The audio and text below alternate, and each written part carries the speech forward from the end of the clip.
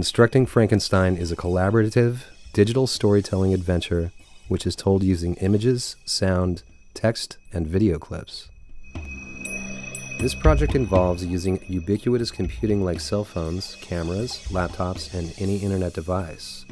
The content generated from these devices will then be uploaded into a touchscreen kiosk that will be used to create the short storytelling adventure, finalizing into a projection that everyone involved can enjoy. Constructing Frankenstein derives its ideas from the old-school tradition of collaborative storytelling which dates back to the Surrealists. There are many different explorations of collaborative storytelling. An example is Consequences, a writing game where each participant had a part of being author of the story. Different individuals divided in groups would each have a sheet of paper and a pen. They would then write an answer to a question. Then each person would fold the paper and pass it around to the next individual without knowing what the previous person had written. In the end, a fantastic story would be unraveled, created by multiple authors with different points of views. Constructing Frankenstein leaves behind the paper and pen. Instead, it is a collaborative storytelling adventure which uses technology not only with words, but also with images, sound, and video. Because of today's digital culture, we can create photographs, images, music, and sounds on the spot with objects like phones, digital cameras, and laptops, making the collaboration of Constructing Frankenstein a great idea. Constructing Frankenstein is for an adult audience between the ages of mid-20s to mid-40s. The participants are technologically savvy, with plenty of familiarity with the internet and how to use their own computing devices.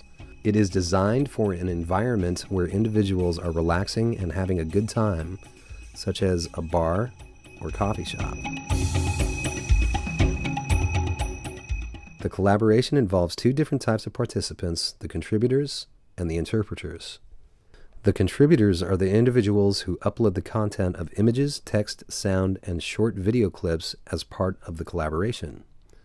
There are two different interpreters that rearrange the content. Using the booth or kiosk, the interpreters can quickly study the content they have and develop a frame to create their own story. This is where the creative and individual process begins. How they interpret the footage and put it together demonstrates their own perceptual process. This makes each story a unique representation of their own identity.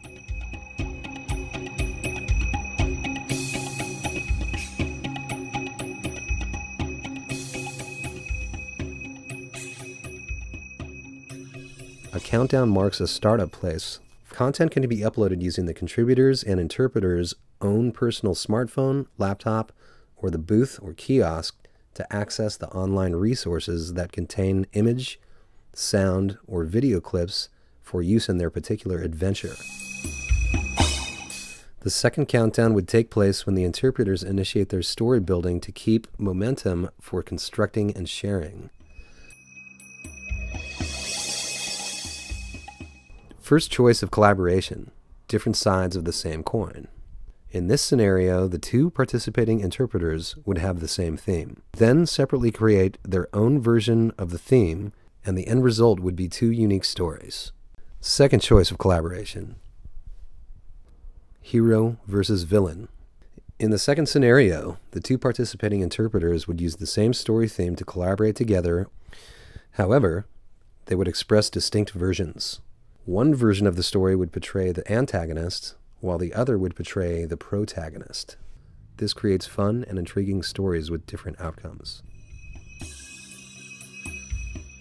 A better way of exploring our different perspectives than by putting together a story using images, words, and sounds that were shared by others.